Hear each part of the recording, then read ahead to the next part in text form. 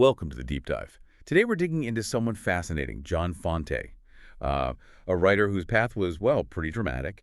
Started with this incredible confidence, then a big detour into Hollywood money, and finally just this unbelievable streak of bad luck. Yeah, it's quite a story. Our mission today is really to get inside that paradox. We're looking at sources on his life, sure, but also diving deep into his first novel, Wait Until Spring, Bandini. How does this guy, clearly a major talent, someone so sure of himself, just vanish? Vanish for decades, only to be found almost by accident. Exactly, and then become this huge name after his death. It's wild. Let's start with that confidence, though. The sources really paint a picture. He's like 21 years old, just arrived in California. Working odd jobs, right? Yeah.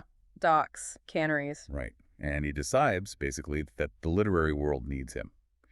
So he writes to H.L. Mencken, who was editing the American Mercury then, a huge deal. And what does he say? Essentially tells Mencken his magazine is missing out on the next Nut Hampson.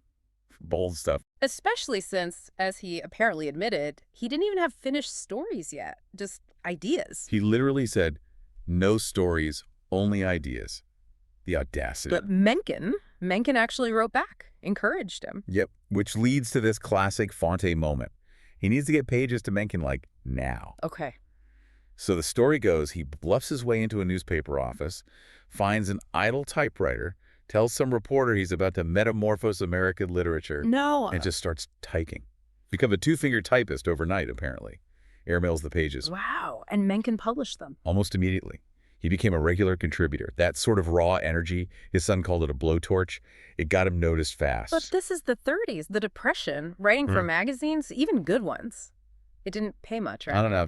So he pivoted. That's the famous Hollywood detour. Yeah. 1934, he sells a story idea to Warner Brothers. For good money. $250 a week. Oh. A fortune back then. And he spends years as a screenwriter making bank. And that's where the narrative kicks in, right? That he sold out, traded art for cash. That was definitely the perception for a long time. But the sources suggest it's, well, more complicated. Yeah, because the real reason he faded wasn't really selling out. It was what he called hideous bad luck. Okay, let's get into this because it's truly bizarre. We're talking about his 1939 novel, Ask the Dust. Now seen as a masterpiece, yeah. Should have been his big break. Got great reviews. But the publisher, Stackpole and Sons, they had a slight problem. Understatement of the century. They had published an unauthorized version of Mein Kampf. Adolf Hitler's Mein Kampf. And Hitler sued them. You can't make this up. So the publisher had to spend Fante's entire book promotion budget Every penny. on lawyers to fight Adolf Hitler. It's insane. Your book launch gets torpedoed because your publisher decided to tangle with the Fuhrer. The book just vanished. Sold maybe 3,000 copies, then poof, gone. Until decades later, Charles Bukowski finds a copy in a library, becomes obsessed. Right. Bukowski championed him to Black Sparrow Press, and that's what finally led to the rediscovery. And the recognition. PEN Lifetime Achievement Award in '87. But it took nearly 50 years. The work was always great, just buried by circumstance. Such a contrast. Fante's career hit by this one specific, almost comical disaster, while his characters, the Bandinis, in Wait Until Spring, they live under this constant, grinding bad luck of poverty. Let's dive into their world. Rockland, Colorado. Deep winter. Svevo Bandini, the father. A bricklayer. Yeah, but it's too cold. Snow's everywhere. He can't work. He's frustrated, losing money. He doesn't have playing pool. Just this simmering rage. And the poverty isn't abstract. The sources make it so physical. Like Svevo patching holes in his shoes. With cardboard. From a macaroni box they haven't even paid for yet. Right, that detail, it just hits you. It's not just being broke. It's the constant reminder, the lack of dignity. He feels like the house itself is mocking him. You do not own me. That line is brutal. And that feeling gets tangled up with his wife, Maria. She becomes part of that landscape of debt and failure in his mind. Which leads to, well, some pretty awful moments. When a man feels that powerless, he lashes out, right? Absolutely. Like the incident with Arturo's sled. His son's prized possession. Svevo falls, gets angry, and just destroys it. Systematically rips it apart. Only remembers after that it cost $750. A huge amount for them. It's pure displaced fury. He can't control the snow, the lack of work, the house, so he destroys the sled. It's the only power he has in that moment. Awful, destructive power. And Maria, how does she cope? She's described as this Small stove of a woman. Quiet resilience, her escape is inward. It's all about her faith, her white rosary. The source says bead for bead, life and living fell away. It's like a drug for her. Totally. Sleep of the body, the escape of the mind, the death of memory. While Svevo's out cursing his luck, she's praying for oblivion, basically. And she feels that immigrant status so keenly, dreaming of being like the American women in magazines. With their electric irons and vacuum cleaners. Yeah. Symbols of a life she can't touch. Which Svevo hates, right? Because he is a citizen, and her dreaming just highlights his failure to provide that American life. Exactly. And then, as if things weren't tense enough, enter Donna Toscana, Maria's mother. Oh boy. The descriptions of her letters.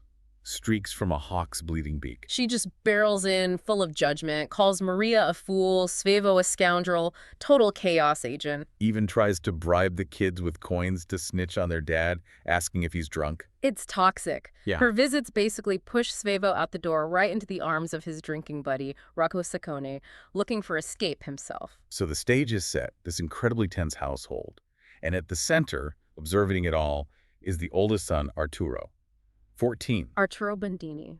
He's like a miniature Svevo, but maybe even more sensitive, more internalizing everything. And dealing with this massive identity crisis. He hates being Italian, hates his name, hates his freckles. The freckle counting, 95 freckles, trying lemon juice to make them flee like the wind. It's heartbreaking. He wants to be banning the battering bandit. Yeah. Anything but Arturo Bandini from the poor Italian family. He wants a school where the wops were few and far between. That internalized shame is so powerful, and it fuels this intense, almost obsessive Catholicism. Right, the catechism stuff. He's constantly tallying sins, mortal versus venial. Calculating how many times he says, God damn it, like 68 to 70 times a week, the mental energy that takes. It's exhausting just reading about it. And then there are the bigger sins. Oh, yeah, the rat incident. That's rough.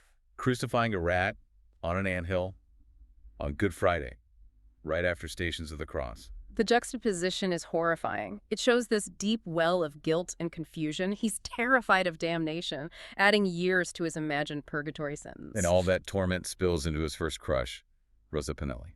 Another Dago, a coal miner's daughter. But he puts her on this pedestal. And to impress her, he does something terrible. He steals his mother's cameo necklace. The one thing she treasures, a gift from Svevo.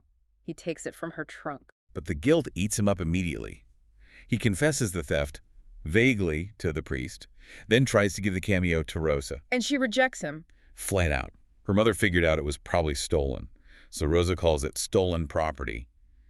He's humiliated, ashamed, and shoves her into a snowbank. Just a brutal cycle of shame and lashing out, like his father. But then it gets worse, much worse. Yeah. Shortly after, they learn in class, Rosa died. Pneumonia. Oh, devastating. And Arturo feels responsible. Completely. He's convinced she died hating him, that he was a thief, that pushing her in the snow killed her. Crushing guilt. How does he even process that? Well, there's this moment of unexpected grace.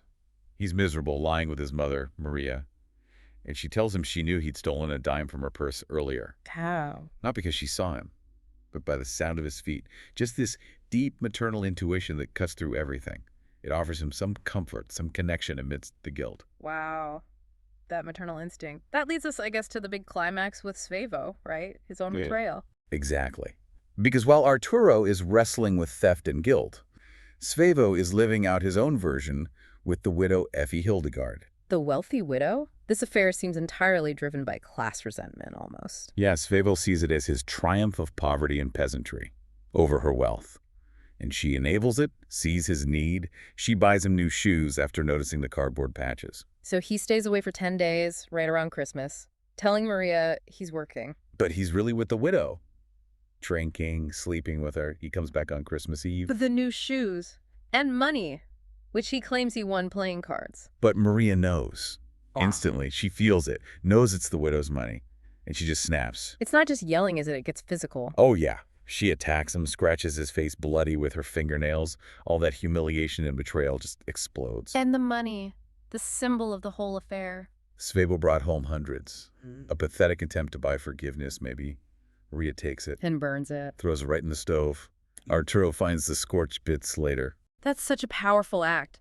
Rejecting the tainted money, choosing dignity, even if it means staying poor. She's burning the source of her shame. Svevo is beaten. He tries to come back later, but Maria's locked the door. She throws sewing scissors through the screen out. He's literally locked out, so he has to go back to the widow's house. Yep. Face bandage, purple. And she takes him in, gives him a key, offers him comfort, stability, everything he thought he wanted. It seems like he's made his choice. He's chosen the escape, the wealth. But then, the widow makes a fatal mistake. She insults Arturo. What does she say? Calls him a contemptible little monster, a peasant, a foreigner. Because of his dog, I think. She directs her contempt at his son, his heritage. And it's the tree. That's everything.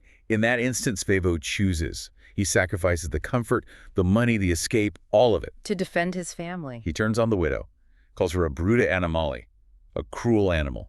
And then, the ultimate insult, putana. Wow. And that spits in her face. Grabs Arturo and leaves. Rejects everything she offered for the difficult, messy truth of his own family. It's an incredible moment of reclaiming his own dignity, even through violence and anger. The Bandinis are just so complex. There's this deep love, but it's tangled up with so much rage, so much destruction. Yet underneath, there's this fierce loyalty. It really feels like an immigrant story about holding on to your core identity, your dignity, when poverty is trying to strip everything else away. Which maybe explains why Fante himself found it so hard to look back at this book. Right. He said in an author's note he couldn't reread it. He was fearful, couldn't stand being exposed by my own work. That vulnerability, that raw honesty about where he came from, that's probably why it still resonates so strongly. The sources really suggest that for Svevo and Arturo, the real value wasn't the money or the status they were chasing. No, it was that integrity they found, ironically, only when defending their family, even if it meant destroying the very things they thought they wanted, the sled, the money, the relationship with the widow. Which leaves us with a question, doesn't it? When we look at our own lives, our own histories, what are the parts we're most afraid of confronting? Those vulnerabilities, those failures. Why is that kind of self-exposure sometimes so frightening? The tough question, but definitely one John Fante forces us to consider. A perfect thought to end on for the world of John Fante. Thanks for joining us for the deep dive.